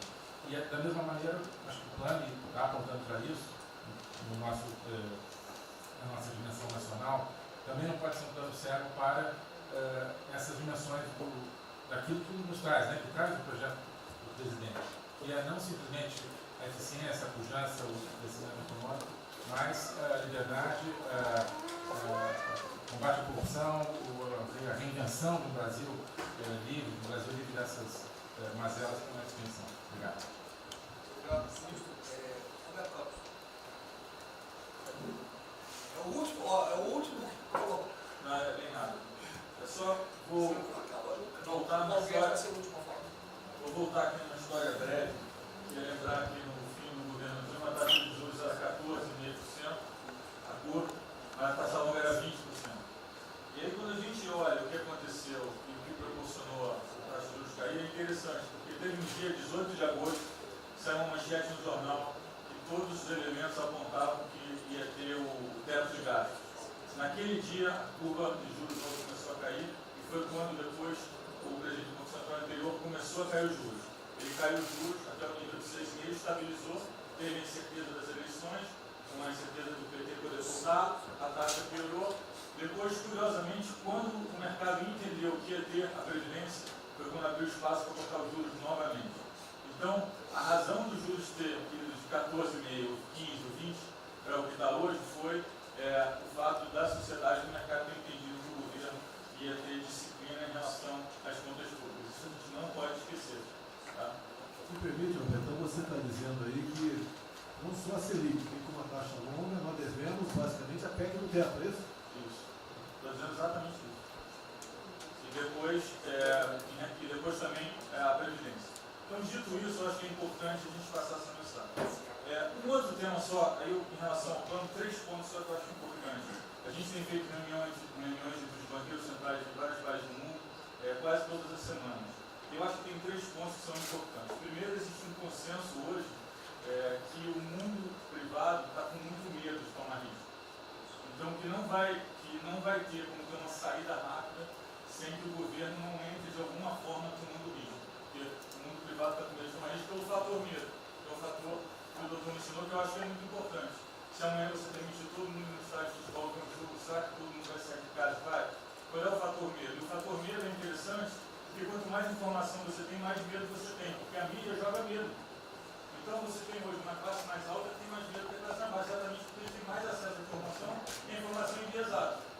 Então, o primeiro ponto é esse tomar risco. O segundo ponto rápido é um tema que eu acho que está muito crescendo também, crescendo bastante, que é a análise, que a gente chama de análise intertemporal. Quando você faz uma ajuda, quando o governo faz um gasto, geralmente acontece 2 coisas. Ou você bota fundo perdido, ou seja, esse gasto não vale nada, e aí vai ter um reflexo na economia, na taxa de juros, ou as pessoas exageram e falam, esse gasto vai ser multiplicador. Provavelmente não é nenhuma coisa nem outra. O que eu acho que falta de analisar os gastos do governo é o quanto desse gasto que eu recupero lá na frente, via preservar empregos, via manter uma empresa viva, que ia morrer. Então eu acho que falta a análise completa do gasto. O gasto nunca é fundo perdido. Também ele nunca é muito multiplicador, ele é um meio do caminho de uma coisa e outra. E o que eu acho que falta é a análise de eu vou gastar tanto e esse gasto vai ter essa visibilidade. Por exemplo, existe uma percepção do mercado que dinheiro para o governador e prefeito é dinheiro jogado fora. Pode ser que seja mentira, mas existe essa percepção hoje. E tem vários vídeos rodando por aí, os senhores devem ter visto, de que o dinheiro vai para a prefeitura e não vai parar, porque vai em bem intangível, que é difícil de controlar. Vai em programa que a pessoa nunca tem como monitorar. Então, acho que é importante esse tema de fazer essa análise intertemporal e ver realmente qual é a eficiência do gasto. E, por último, último ponto, conversando com investidores, a gente tem feito isso, inclusive nós fizemos uma conversa, 2 bancos centrais com investidores, inclusive de infraestrutura, e o problema principal que aparece em toda a conversa no Brasil, do investidor privado, é que, no passado, toda vez que o investidor privado entrou, teve muita sacanagem. O tema da governança é super importante. Então, eu estava conversando com o Marinho, a coisa mais importante desse projeto, na minha opinião, é garantir que a governança é boa. O investidor privado ter certeza que ele vai estar junto com o governo, ou ele vai estar em grande parte tomando risco, às vezes o governo vai tomar um pouquinho, mas que é uma coisa que ele não precisa se preocupar na frente com a governança. E o jeito de melhorar a governança é colocar agentes internacionais que fazem governança mundial. A gente conversou um pouco sobre isso. Só isso. Obrigado. Obrigado. Ministra Damares, por favor. Perdão, Marcelo já falou. Não. Ministra, perdão. Ministra Damares. Ministro, parabéns pela ideia, mas eu preciso lembrar e eu preciso fazer sempre isso para que a gente não perca o foco, a questão dos valores, ministro. Esse governo tem o pilar dos valores. Não se pode construir nada neste governo sem a gente trazer valores. Nós estamos sabendo, e a gente está falando o tempo todo, que nós não seremos mais os mesmos depois dessa pandemia. O mundo não será mais o mesmo, nós não seremos mais o mesmo, e nós vamos ter que fazer uma revisão de políticas públicas no mundo todo e no Brasil. Nós vamos ter que nos reinventar, com certeza. Neste momento, o que nós estamos vendo aqui no nosso comitê? buscando dados e não estamos encontrando dados. Nós recebemos um governo que não tinha dados, os dados que nós tínhamos eram falsos, mentirosos, um Brasil de achismo, um Brasil de talvez, eu acho que é, talvez sim, talvez não, políticas públicas construídas até agora nessa nação em cima de talvez e de achismo. Nós vamos ter que rever muita coisa. É um país plural.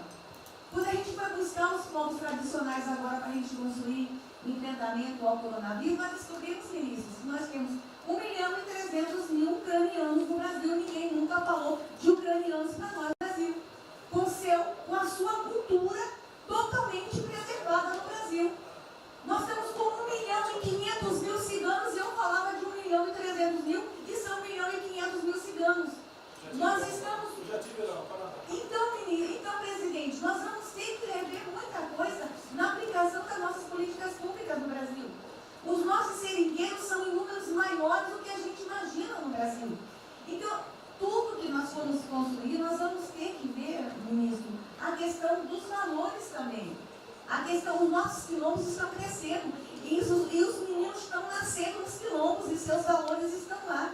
Então, tudo vai ter que ver a questão dos valores. E quando eu falo valores, ministro, eu quero dizer para o senhor, nós estamos com quase 80.000 idosos em abrigos no Brasil. Eu me surpreendi com números. Nós estamos com quase 60.000 crianças em abrigos no Brasil. Os números estão me surpreendendo. E eu estou com um número absurdo de mulheres também em busca de abrigos por causa de violência. Então, tudo isso tem que vir para este pacote. Nós vamos ter que fazer algumas revisões de políticas públicas no Brasil. Então, por favor, ministro, coloque aí a questão de valores. E quando eu falo valores, aí eu quero olhar para o nosso novo ministro aqui da Saúde e dizer, ministro, valores estão lá no seu ministério também. Neste momento de pandemia, a gente está vendo aí a palhaçada do STF trazer o aborto de novo para a pauta. E lá está a questão de as mulheres que são vítimas do Zika vírus vão abortar. E agora vem do coronavírus. Será que vão querer liberar que todos que tiveram coronavírus poderão abortar no Brasil? Vão liberar geral? O seu ministério, ministro, está lotado de feminista que tem uma pauta única, que é a liberação do aborto. Quero te lembrar, ministro, que está chegando agora, este governo é um governo pró-vida, é um governo pró-família. Então, por favor. E aí, quando a gente fala de valores, ministro, quero dizer que nós estávamos sim no caminho certo. A gente não precisa reinventar muita coisa, não. E eu quero citar aqui um exemplo da política indigenista como este governo estava construindo. Todo mundo começou a dizer, a esquerda começou a falar, que o coronavírus iria dizimar os povos indígenas no Brasil. O primeiro óbito, dia 12 de abril, sabe o que é isso? A forma como nós estávamos conduzindo a política indígena no Brasil. Primeiro óbito, dia 12 de abril. E eu fui lá para a Amazônia, em Roraima, junto com o presidente da FUNAI e o secretário nacional de saúde indígena, para acompanhar o primeiro óbito. A forma como a gente conduziu deu muito certo. Vamos ter que melhorar? Vamos ter que melhorar. E por que nós fomos lá, presidente? Porque nós recebemos a notícia que haveria contaminação criminosa em Roraima, em Amazônia, de propósito, em índios, para dizimar aldeias e povos inteiros para colocar nas costas do presidente Bolsonaro. Eu tive que ir para lá com o presidente da FUNAI e me reunir com os generais da região e o superintendente da Polícia Federal para a gente fazer uma ação ali meio que sigilosa, porque eles precisavam matar mais índio para dizer que a nossa política não estava dando certo. Então, o que a gente estava fazendo estava dando certo, o que nós estamos fazendo está dando certo. Então, aqui, general, todo o nosso trabalho que envolve políticas de valores precisa estar aqui no Pró-Brasil. E aí, presidente, só para encerrar, eu quero dizer para o senhor que a sua angústia tem razão de ser. Nunca houve tanta violação de direitos no Brasil como neste período. Direitos fundamentais foram violados.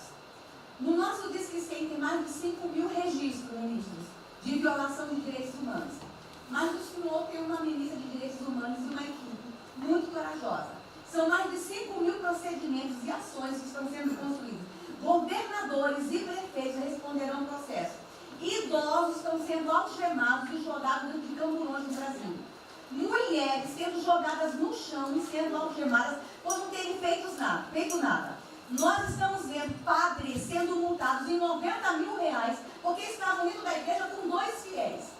A maior violação de direitos humanos da história do Brasil nos últimos 30 anos está acontecendo neste momento. mas nós estamos tomando providências. A pandemia vai passar, mas governadores e prefeitos responderão processos. E nós vamos pedir, inclusive, a prisão de governadores e prefeitos. E nós estamos subindo o tom. E discursos estão chegando. Nosso ministério vai começar a pegar pesado com governadores e prefeitos. Nunca vimos o que está acontecendo hoje. Se eles falavam que nós éramos violadores de direitos, eles estão. Inclusive, o governador Wellington agora, ontem, determinou que a polícia poderá entrar nas casas. Vocês não imaginam o que ele vai fazer. Poderá entrar assinou. A polícia poderá entrar na casa sem mandato. Então, assim, as maiores violações estão acontecendo nesses dias. Então, nós estamos fazendo enfrentamento de mais de 5 procedimentos. O nosso Ministério já tomou a iniciativa e nós estamos pedindo, inclusive, a prisão de alguns governadores. Então, está aí algumas respostas. Valores. Por favor. Valores. Posso falar? Pode. Damares, houve aqui uma apresentação, uma representação do ministro Paulo Guedes, que a senhora vai receber mais dinheiro. Obrigada. Ministro Marcelo, por favor. Obrigado, vou ser bem breve também. Primeiro, parabenizar o ministro Braga Neto pelo... Eu queria só deixar uma coisa seguinte, eu fico brincando. Não é trabalho meu, é trabalho da equipe e eu roubei ideia de um bando de gente. Eu roubei ideia aqui, ali, eu roubei ideia. Tá? Eu aproveitei a ideia, eu só coordenei. Um cronograma importante do projeto, obviamente, todos os ministérios, como o Ministério do Turismo também, já estamos finalizando até amanhã esse programa de retomada. E, presidente, o turismo, obviamente, ele tem uma importância muito grande para a economia, o Paulo Guedes sabe disso, mais de 8%, ou seja, quase 10% do PIB nacional é turismo. E o presidente falou que vai extinguir o Ministério porque o turismo acabou. Agora precisa do Ministério mais do que nunca, presidente. O turismo ele vinha numa crescente muito importante. O ano de 2019 cresceu 2,6%, enquanto a economia cresceu 1%, gerou 163% a mais de emprego do que o ano de 2018. E, obviamente, no meio dessa pandemia, foi o primeiro a ser impactado de forma brutal. O Rogério Marinho sabe bem disso e nos ajudou muito aí. Quero aproveitar para agradecer o Paulo Guedes, a Marinho também nos ajudou muito nesse processo, de contemplar, ou seja, de ter um plano de ação que viesse evitar o desmonte do setor do turismo, porque grande parte das empresas do turismo passou de um fluxo de caixa de 100 para 0 de um dia para o outro. Então, ações como a suspensão de contrato de trabalho, o ministro Moro também agradeço, teve uma ação fundamental para o setor, que foi uma medida provisória que contemplasse ambas as partes, tanto o consumidor quanto as empresas, através da Senacom, o que impediu judicializações em massa, porque aquela pessoa que comprou o ingresso de um show ou um pacote turístico, ela, se fosse para cima das empresas ainda para pedir o reembolso de imediato, isso seria catastrófico, geraria mais desemprego ainda. Essa medida provisória garantiu que as empresas pudessem ter um fôlego, um prazo aí de até 12 meses para fazer esse reembolso. O terceiro ponto foi a questão dos créditos, que está terminando de ser fechado junto ao BNDES. Agradeço muito aí também o Montesano, a Caixa Econômica também, o Pedro, o ministro Paulo Guedes, que o entrave maior estava na questão das garantias, mas a gente está conseguindo finalizar esse modelo de crédito para contemplar a todos, desde o MEI ao micro, pequeno, médio, o grande empresário no Brasil do setor turístico. O setor, presidente, ficou muito feliz, se sentindo contemplado com todas essas ações e medidas por parte do governo federal. O setor do turismo no Brasil fizeram cartas com as principais associações agradecendo a postura do governo federal em relação a isso. Eu quero, presidente, falar um assunto aqui que talvez seja muito polêmico, mas eu acho que é importante esse debate nesse momento. Aí eu falo também para a ministra Damares, que eu sei que é uma pauta muito sensível também a ela, que é a questão, presidente, porque o Ministério do Turismo agora tem que ter um planejamento, um plano de atração de investimentos, que é o que gera emprego, renda, é o que ajuda, obviamente, a economia do Brasil. E para isso, presidente, eu acredito que é um momento propício nesse planejamento da retomada discutir os resorts integrados. Não é legalização de jogos, não é bingo, não é caça-níquel, são resorts integrados. Obviamente, presidente, uma pauta precisa ser construída, ainda mais estou olhando para um cara aqui para mim. A pauta precisa ser construída com as bancadas da Câmara, tanto a evangélica quanto a católica, mostrando ou desmistificando vários mitos que giram em torno disso. Não sei se o ministro Paulo Guedes concorda. Nós temos a possibilidade de atrair pelo menos 40 bilhões de dólares para o Brasil só de outorgas, de investimentos imediatos para essa pauta. Mas o que precisa ser feito, presidente, é realmente desmistificar a questão de evasão de divisas, de lavagem de dinheiro, de tráfico de drogas, e para isso eu sugeriria que nesse debate pudéssemos contar com o Ministério da Justiça, através da Polícia Federal, o Ministério Público na mesa, a Receita Federal, os órgãos de controle, mas obviamente, presidente, uma pauta que só levaremos para frente se a gente conseguir pacificar ou nos fazer entender pela bancada evangélica, pela bancada católica, para que não haja uma distorção na comunicação disso. Tem que ser um projeto muito bem feito, que eu acredito que pode ser, nesse processo da retomada, uma grande oportunidade para o Brasil atrair grandes complexos, dos quais apenas 3% são utilizados para os cassinos. E outra, isso não tem impacto diretamente nenhum na família dos trabalhadores brasileiros. Tá tipo diabo. Não, não é bem isso não. Eu vou ter que começar a desmistificar para dar mais aqui. Estou vendo isso. Então, presidente, aqui, não estou dizendo que a gente tem que colocar isso como um projeto de governo, obviamente, mas abrir esse debate em torno dos resorts integrados. Tá. E para finalizar, presidente, o ministro Nelson, prazer estar aqui com o senhor a primeira vez, a gente fez um projeto muito bem elaborado, dentro do comitê de operações, que visa fazer com que os hotéis possam abrigar os profissionais de saúde, e só os profissionais de saúde. A questão do anterior do Ministério, por 2 vezes eu mandei a mensagem, não se manifestou, não se interessou, mas eu acredito que é um projeto que pode, sobretudo, trazer para o governo federal uma boa visibilidade com essa preocupação de quem está na linha de frente de combate, que são os profissionais de saúde. Visando 2 coisas, eu já vou terminar, que é primeiro melhorar essa logística do profissional de saúde, que sempre tem um hotel próximo ao hospital, aos hospitais, e também a preservação da família desses profissionais, mostrando, obviamente, a sensibilidade do presidente Jair Bolsonaro na preocupação com essas vidas desses profissionais. Obrigado. Parece que é hoje às 16 horas. Hoje, então, é uma reunião marcada para a gente discutir isso aí. Obrigado. Saúde e turismo. Penúltimo debatedor, o ministro Weintraub. Obrigado. Em 3 anos, Fica lá no penúltimo. Obrigado. Em 3 anos, através do Onix, eu conheci o presidente.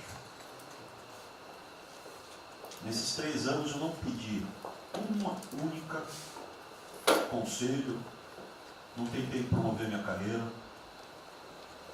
me ferrei na física, ameaça de morte, na universidade, e o que me fez, naquele momento, embarcar junto, era a luta pela liberdade. Eu não quero ser escravo nesse país. E acabar com essa porcaria que é Brasília. Isso aqui é um campo de corrupção, de privilégio. Eu tinha uma visão extremamente negativa de Brasília. Brasília é muito pior do que eu podia imaginar. As pessoas aqui perdem a percepção, a empatia, a relação com o povo. Se sentem inexpugnáveis. Eu tive o privilégio de ver a mais da metade aqui desse time chegar. Eu fui secretário executivo do ministro Onix. Eu acho que a gente está perdendo um pouco desse espírito. A gente está perdendo a luta pela liberdade. É isso que o povo está gritando. Não está gritando para ter mais Estado, para ter mais projetos, para ter mais O povo está gritando por liberdade. Ponto. Eu acho que é isso que a gente está perdendo. Está perdendo mesmo. O povo está querendo ver o que me trouxe até aqui. Eu, por mim, botava esses vagabundos todos na cadeia. Começando no STF. E é isso que me choca. Era só isso, presidente. Eu realmente acho que toda essa discussão de vamos fazer isso, vamos fazer aquilo, eu vi muitos ministros que chegaram, foram embora. Eu percebo que tem muita gente com agenda própria. Eu percebo que tem, assim, tem um jogo que é jogado aqui, mas eu não vim para jogar o jogo. Eu vim aqui para lutar. E eu luto e me ferro. Eu estou com um monte de processo aqui no Comitê de Ética da Presidência. Eu sou o único que levou processo. É um absurdo o que está acontecendo aqui no Brasil. A gente está conversando com quem a gente tinha que lutar. A gente não está sendo duro bastante contra os privilégios, contra o tamanho do Estado. E eu realmente estou aqui de peito aberto, como vocês sabem disso. Levo tiro, odeio o Partido Comunista. Está querendo transformar a gente numa colônia. Esse país não é. Odeio o termo povos indígenas, odeio esse termo, odeio. Povos ciganos, só tem um povo nesse país. Não quer ser que é povo brasileiro, só tem um povo. Pode ser preto, pode ser branco, pode ser japonês, pode ser descendente de índio, mas tem que ser brasileiro, pô. Acabar com esse negócio de povos e privilégios. Só pode ter um povo.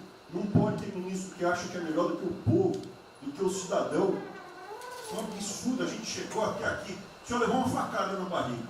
Fez mais do que levou uma facada. Mas eu também estou levando guardado e estou correndo risco. E fico escutando esse monte de gente defendendo privilégio, teta. Entendeu? É isso. Negócio, empréstimos. A gente veio aqui para acabar com tudo isso, não para manter essa estrutura. E esse é o meu sentimento extremamente chateado que eu estou vendo. Essa oportunidade se perder. Eu sou, evidentemente, eu estou no grupo dos ministros que está mais ligado com a militância. É evidente que eu era militante. Eu estava militando de peito aberto, continuo militando, do ponto de vista de carreira. Eu poderia ter tentado me dar bem. Não foi isso que eu fiz. Não foi isso que eu fiz. Sei que isso daqui é um palácio, existem intrigas palacianas, estou sendo muito franco. E a gente pode sim perder a liberdade, perder esse país. Ninguém vai se dar bem se a gente perder esse país. Quem vai se dar bem são pouquíssimas famílias. Pouquíssimas famílias. Não se iludam. Não se iludam. É isso. Deixa eu complementar aqui. O que o Ventório está falando, eu estou com 65 anos, a gente vai se aproximando do que não deve. Eu já tenho policial tocante a isso daí. São pessoas aqui em Brasília, os três poderes, que não sabem o que é povo. Eu converso com alguns, não sabem o que é um feijão com arroz, não sabem o que é um supermercado, esqueceu. Acho que o dinheiro cai do céu. Eu estou com meus privilégios garantidos, meus 100 mil por mês, em média, 100 mil por mês a galera, né? Legalmente. E acho que isso não vai acabar nunca. Como alguns acham que a liberdade, qual é desse cara? Tá maluco? Eu estou vendo mais antigo aqui, o João Helena aqui. Ele sabe o que é mesmo que foi 64. Muitos aqui não sabem. Essa cambada que tentou chegar no poder de 64, se tiver chegado, ele estava fudido todo mundo aqui. Cortando, ele está felicíssimo cortando cana, ganhando $20 por mês. Não pode esquecer disso. Nós não podemos esquecer o que é esse povo. Eu vou convidar os ministros para domingo e passar essa semana da Guadia. Convite, não é missão, não, convite. Para ver como é que está o cara na esquina. Depois ver uns merda para falar aí, né? Uns merda de sempre. O cara rompeu o isolamento, está dando peça. Tem que ver pro cacete, pô. Ele está passando fome, está na merda, pô. Sentiu o cheiro de povo. Como eu falei, lá. É uma experiência para todo político sentir. E lá ver como é que está o negócio. Ou a gente tem que estar como se fosse, né, o general na retaguarda e deixar a tropa se encerrar na frente. Não, o general está na frente, o coronel está na frente, o capitão está na frente. Nós, heróis da Segunda Guerra Mundial, estiver na frente do campo de batalha. Simples aqui, tenho certeza que as Forças Armadas vão cumprir com o seu papel, mas nós temos que dar exemplo e mostrar que o Brasil não é. Eu sou mais educado que o Ventral, até me poli muito, o linguajar que ele usou, mas não é isso. Que o pessoal pinta por aí, se reunindo de madrugada, para lá, para cá, cima de informações. O meu funciona. O meu particular funciona. Os que tem oficialmente desinformam. E voltando ao tema, eu prefiro não ter informação do que ser desinformado por cima de informações que eu tenho. Então, pessoal, muitos vão poder sair do Brasil. Mas não quero sair, ver a minha irmã de Eldorado, outra de Cajati, o coitado do meu irmão capitão do exército de Vladimir Aracatu se fuder, pô. Como é perseguido o tempo todo. É a bosta da Folha de São Paulo. Diz que meu irmão foi expulso de um açougue em Registro, que estava comprando carne sem máscara. Comprovou no papel, estava em São Paulo esse dia. O dono do restaurante, do açougue, falou que não estava lá. E fica por isso mesmo, isso aqui é problema dele. Né? Mas é putaria o tempo todo para me atingir, mexendo com a minha família. Já tentei trocar gente da segurança nossa no Rio de Janeiro, oficialmente, e não consegui. Isso acabou. Eu não vou esperar fuder minha família toda, de sacanagem, ou amigo meu, porque eu não posso trocar alguém da segurança na ponta da linha que pertence à estrutura. Vai trocar. Se não puder trocar, troca o chefe dele. Pode trocar o chefe dele? Troca o ministro. E ponto final. Não estamos aqui para brincadeira. Eu tenho um garoto aqui, com todo respeito, do BNDES. Eu conhecia, ele usava calção lá. Pode ver os Estados Unidos para cá, podia estar muito bem lá. Veio para cá, eu tentava voltar ao Brasil com o vídeo de Paulinho. De amigos, pais dele, brasileiro, né, Paulinho? Eu não lembro dos teus pais, de você, tá certo? Mas alguém que está investindo aqui. E todos nós temos que pensar nisso. O que esses filhos de Maia Kelvin é a nossa liberdade. Olha, como é fácil impor uma ditadura no Brasil, como é fácil. O povo não é delicado. Por isso que eu quero, de ministro da Justiça e ministro da Defesa, que o povo se arme. Que é a garantia que não vai ter um filho da puta aparecer para impor uma ditadura aqui. Que é fácil impor uma ditadura. Facílimo. Um bosta do prefeito, faz um bosta no mercado, algema e deixa todo mundo dentro de casa. Se eu tivesse armado, ia para a rua. E se eu fosse ditador, né, eu queria desarmar a população. Como todos fizeram no passado, quando queriam, antes de pôr a sua respectiva ditadura. Aí, que a demonstração nossa, eu peço ao Fernando e ao Moro, que por favor assine essa portaria hoje, que eu quero uma puta do recado para esses bosta. Por que eu estou armando o povo? Porque eu não quero uma ditadura. E não dá para segurar mais. Não dá para segurar mais.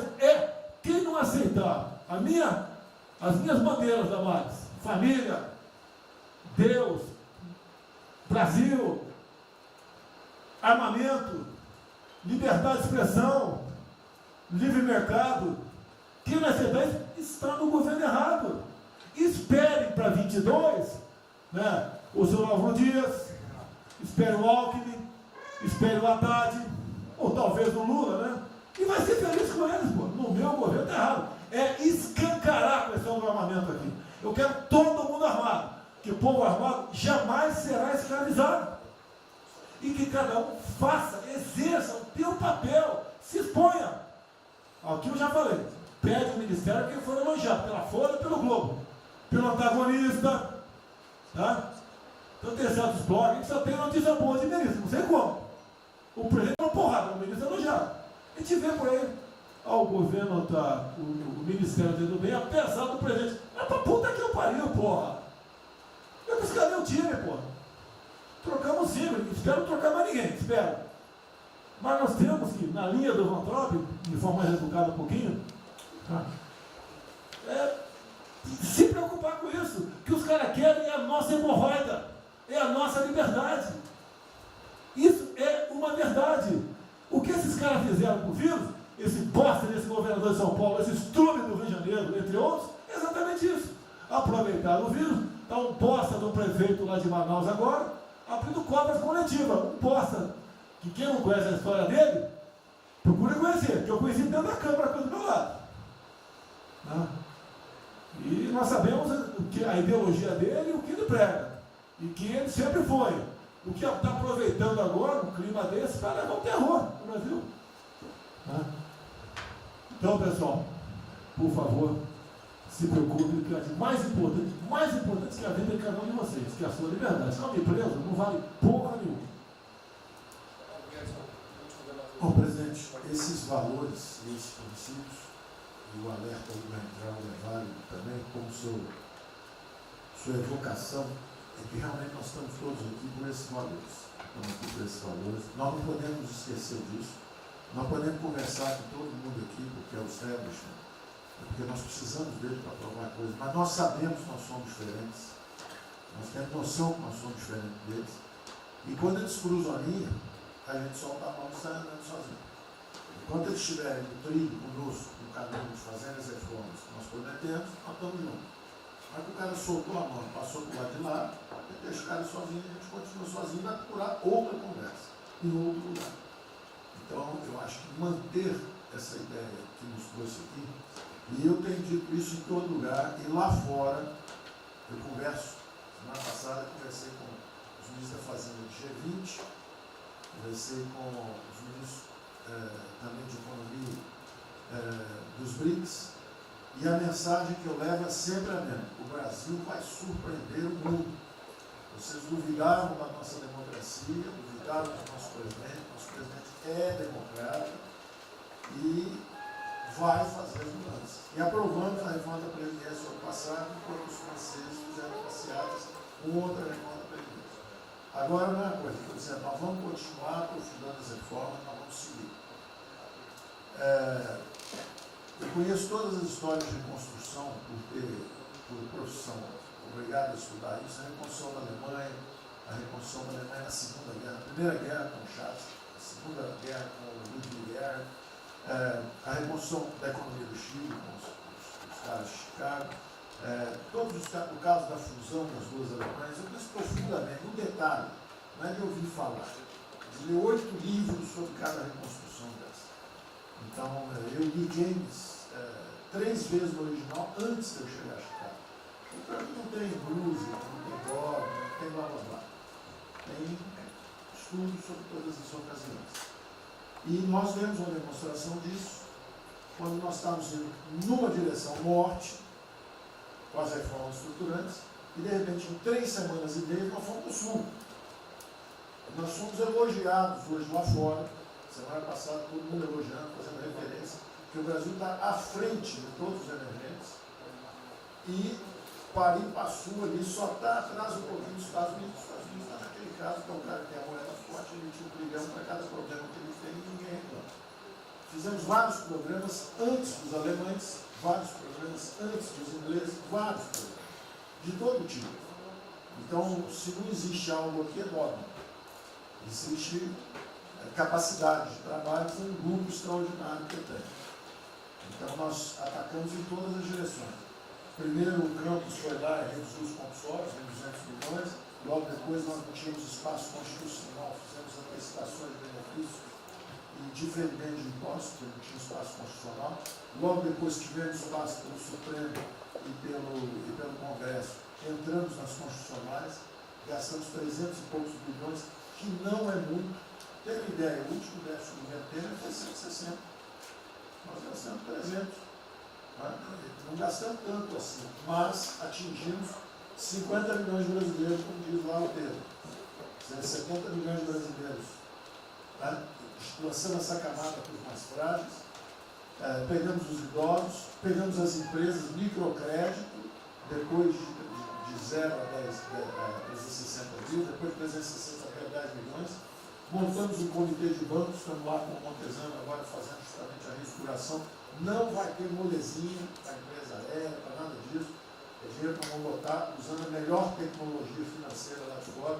Nós vamos botar dinheiro, vai dar certo, nós vamos ganhar dinheiro. Nós vamos ganhar dinheiro, usando recursos públicos, para salvar grandes companhias. Agora nós vamos perder dinheiro salvando empresas pequenininhas. Então, nós estamos fazendo tudo by the book direitinho. Na conversa com os ministros da Fazenda lá de fora, eu disse que nós estamos com um déficit extraordinariamente alto esse ano, da mesma forma que eles, está todo mundo na mesma direção, só que nós caímos no chão, está uma confusão, tiro, porrada e bomba, mas nós não perdemos a busca. A gente cai, levanta e sabe para onde nós temos que ir. Nós não vamos perder a busca. Nós sabemos dos valores, sabemos dos princípios, sabemos o que nós estamos defendendo. Estamos defendendo liberdade, liberdade econômica, liberdade política. Nós sabemos o que nós estamos defendendo. E estamos agora, no meio dessa confusão, derrubando a última torre do inimigo. Uma coisa é que nós vamos fazer a reconstrução e a nossa transformação econômica. A outra coisa são as torres do inimigo que a gente tinha que derrubar. Uma era o excesso de gasto da Previdência, derrubamos assim quebrando. A segunda torre era os juros estão descendo e vão descer mais ainda. O Campos tem o mapa já, estamos descendo. Então, eu tenho uma ideia, o ano passado, para esse ano, 120 bilhões a menos de juros. Um plano Marshall por ano, né? 100 mil de juros a menos. Então nós sabemos, e é nessa confusão toda que todo mundo está achando que estão distraídos, abraçaram a gente, enrolaram com a gente, nós já botamos a granada no bolso do inimigo.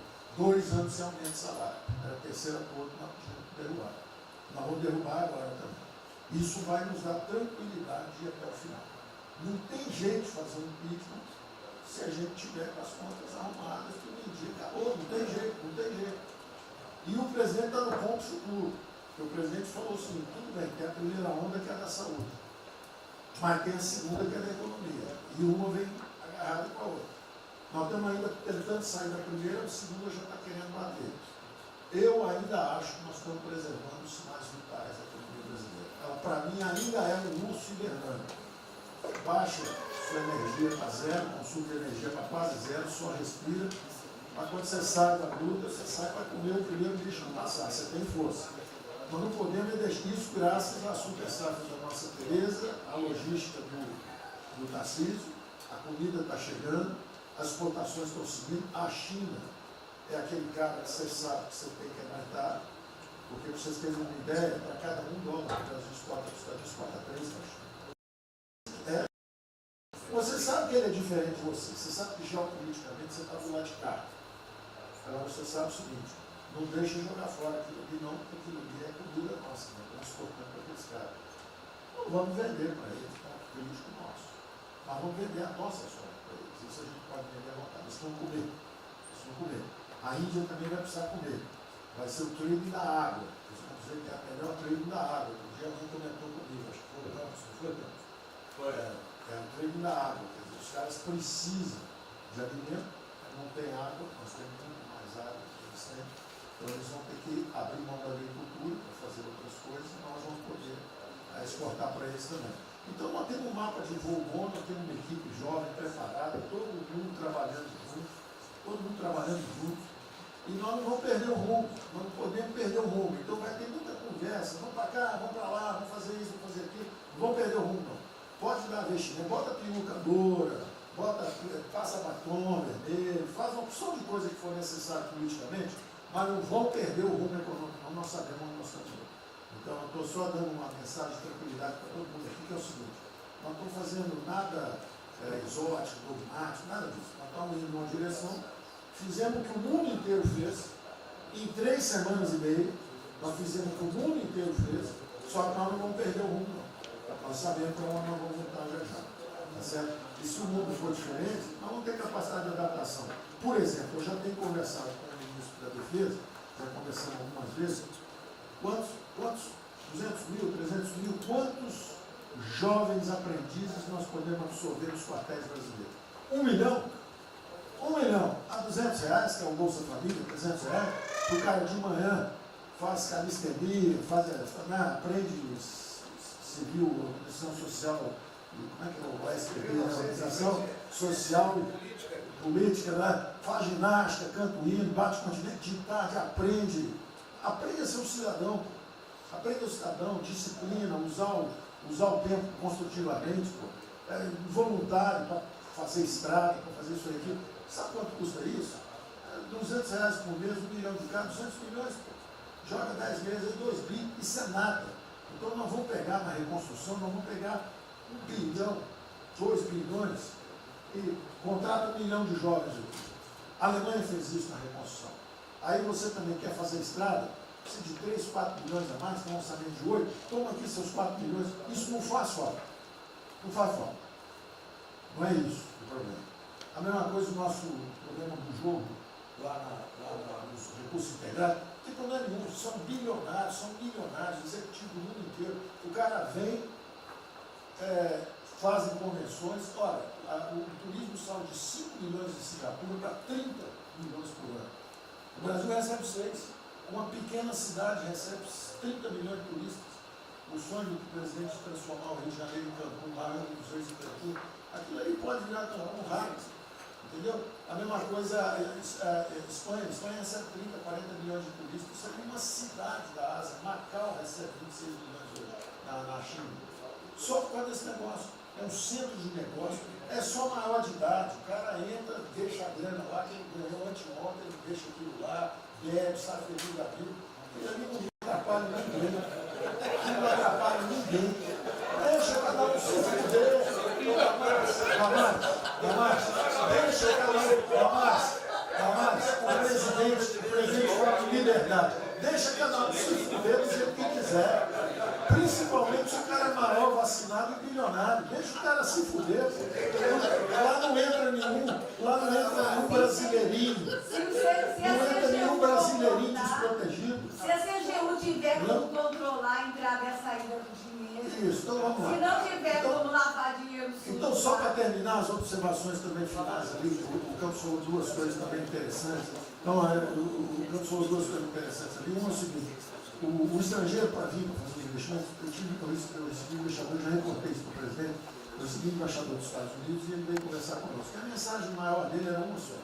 Assim, olha, nós queremos um bom ambiente de negócio. Nós vamos colocar centenas de bilhões de dólares. O mundo inteiro quer investir no Brasil. Agora nós precisamos de um bom ambiente de negócio. Simplificação de impostos, segurança jurídica, coisa desse tipo. Né? Então, o secretário do Comércio Americano, que é o Wilbur Ross, o cara me disse o seguinte: eu só tenho um conselho para vocês.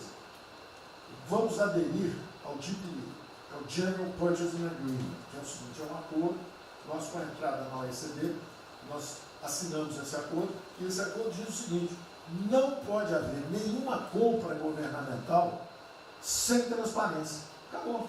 Então não basta a gente fazer isso, quer dizer, não vai fazer concorrência para concessão, privatização. Então nós já estamos na pista certa, já estamos indo na direção certa. Só uma informação sobre isso aí. Eu fiz uma reunião com o pessoal da CDE essa semana, agora foi semana passada, falando do nosso interesse. Eles falaram assim, já nos consideram da CDE. Sim. Tá? Então os ministérios, estou falando isso porque vários ministérios têm uma pauta a cumprir. Vamos continuar nisso porque vamos dizer, a impressão foi excepcional. Isso, só um dado aqui do OCDE,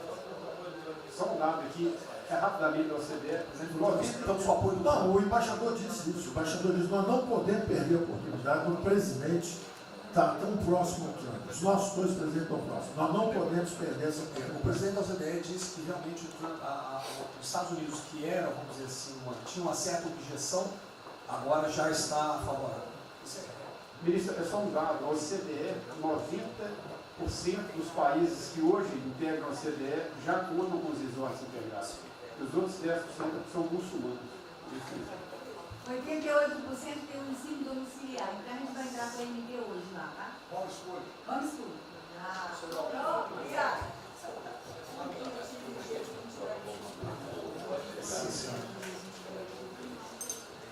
Uma nova ordem para o coronavírus, muitos países vão colocar regras para ter estoque novamente. Eu acho que não é o nosso caso. Nós temos que ter acesso ao mercado,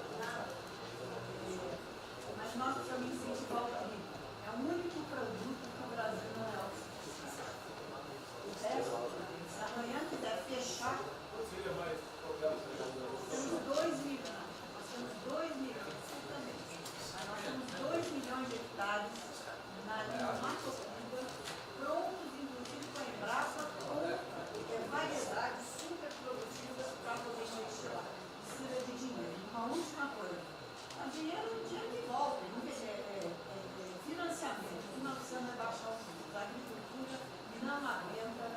de juros é muito alto. Sobre o Brasil não fala nada, não.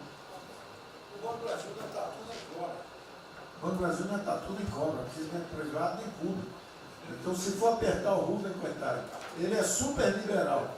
Mas se apertar ele e falar, bota o juro baixo, eu não posso, senão a turma, os privados, meus minoritários, me apertam. Aí você fala assim, bota o juro alto, eu não posso, porque senão o governo me aperta. O Banco do Brasil é um caso pronto de privatização. É um caso pronto, e a gente não está dando espaço.